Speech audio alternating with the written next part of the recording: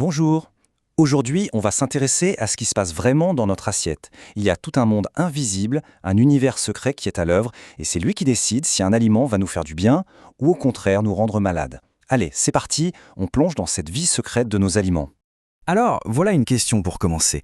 Qu'est-ce qu'il peut bien y avoir en commun entre, disons, un super bon morceau de fromage et les restes qui ont tourné au fond du frigo? Ça paraît bizarre, hein?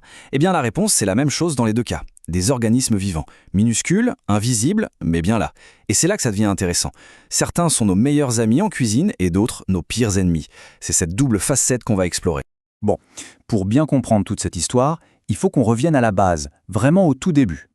Chaque repas, absolument tout ce qu'on mange, que ça vienne d'une plante ou d'un animal, eh bien ça commence sa vie quelque part, soit dans un champ, soit dans un élevage.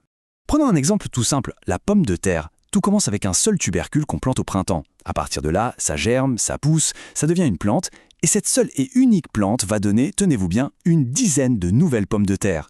C'est un cycle tout bête en apparence, mais c'est hyper productif. C'est vraiment ça la base de beaucoup de ce qu'on mange.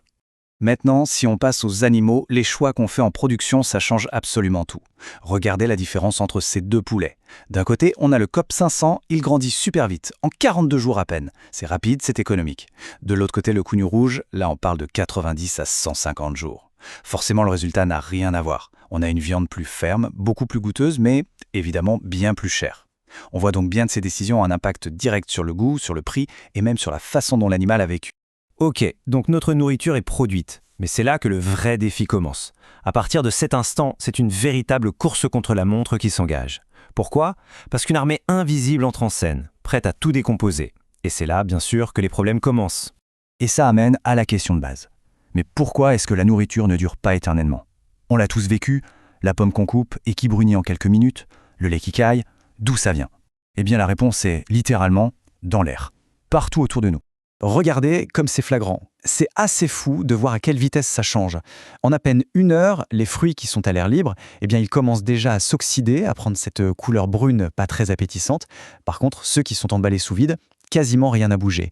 Pas de doute, l'air est bien l'un des responsables principaux. Et alors qui profite de cet air pour se développer? Ce sont eux, les micro-organismes. C'est le nom un peu savant pour désigner tous ces êtres vivants qui sont trop petits pour être vus à l'œil nu. On parle des bactéries, des levures, des moisissures, ils sont absolument partout. Et pour eux, nos aliments, c'est un peu comme un immense buffet à volonté. Et pour que ces petites bêtes puissent vraiment proliférer, il leur faut deux choses, de quoi manger et une température sympa. Cette expérience le montre parfaitement. Regardez. Dans de l'eau toute simple, les levures sont là, mais il ne se passe pas grand-chose.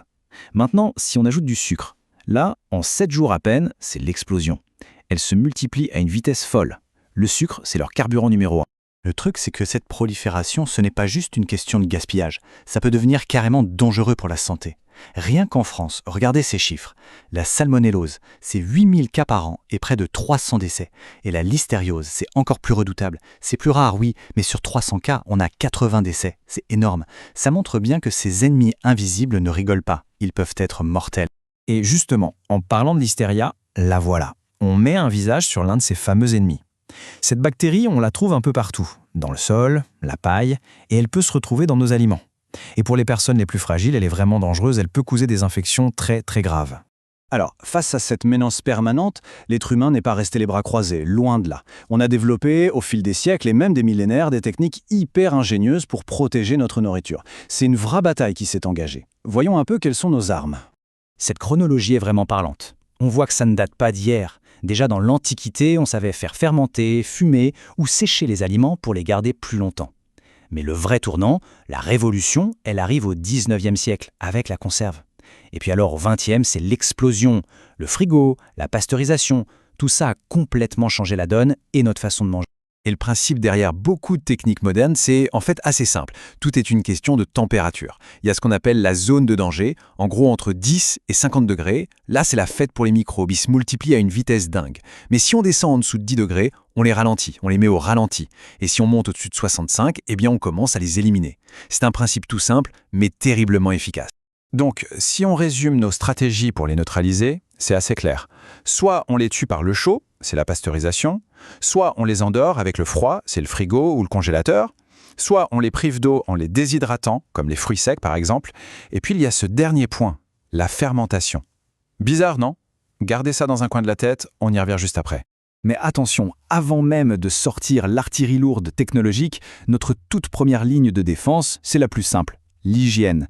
Bien nettoyer son plan de travail, laver les légumes, se laver les mains, ce sont des gestes basiques mais ils sont cruciaux. C'est ça qui empêche la contamination au départ. C'est vraiment la base de la sécurité alimentaire. Et maintenant, attention, c'est le moment du grand retournement de situation. Parce que, et si tous ces micro-organismes qu'on passe notre temps à combattre n'étaient pas que des ennemis? Et si en réalité, certains d'entre eux étaient nos meilleurs alliés en cuisine, des partenaires absolument essentiels? La preuve, elle est là, sous nos yeux. C'est spectaculaire. À gauche, on a juste de la farine et de l'eau. C'est plat, c'est inerte. À droite, on a ajouté un seul petit ingrédient, un micro-organisme, la levure. Et regardez le résultat. La différence est juste incroyable. La conclusion est simple. Sans l'un de ces fameux ennemis, eh bien, pas de pain. Mais alors, comment ça fonctionne ce petit miracle? C'est de la biologie toute simple. La levure, en fait, elle mange les sucres qui sont dans la farine. Et en digérant, elle respire, comme nous. Et en respirant, elle rejette un gaz, le dioxyde de carbone. Ce gaz se retrouve piégé dans la pâte, il forme des milliers de petites bulles, et paf, ça fait gonfler le tout. Donc, quand on mange du pain, on mange en fait une structure qui a été aérée par la respiration d'un champignon microscopique. C'est fou quand on y pense. Et croyez-moi, cette alliance entre l'humain et les microbes ne s'arrête pas au pain. Loin de là. Le fromage. Le fromage, c'est peut-être le chef-d'œuvre de cette collaboration. Chaque fromage est un monde en soi, un véritable écosystème de microbes, une sorte d'œuvre d'art qu'on a créée main dans la main avec eux.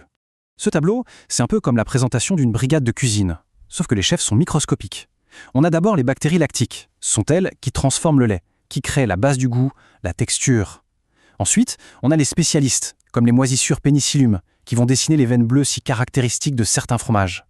Il y a même des bactéries dont le seul job, c'est de produire du gaz pour faire les trous dans l'emmental. C'est une organisation incroyable, une vraie équipe de pros. Et cette phrase, elle résume tout parfaitement. Tellement d'aliments qu'on adore sont le fruit de cette transformation biologique. Pensez-y, le yaourt, la choucroute, le vin, la bière, le saucisson sec, la liste est interminable. Tout ça, ça n'existerait pas sans les microbes. On comprend donc qu'ils ne font pas que gâcher la nourriture, ils la créent, ils la transforment, ils lui donnent des goûts et des textures uniques.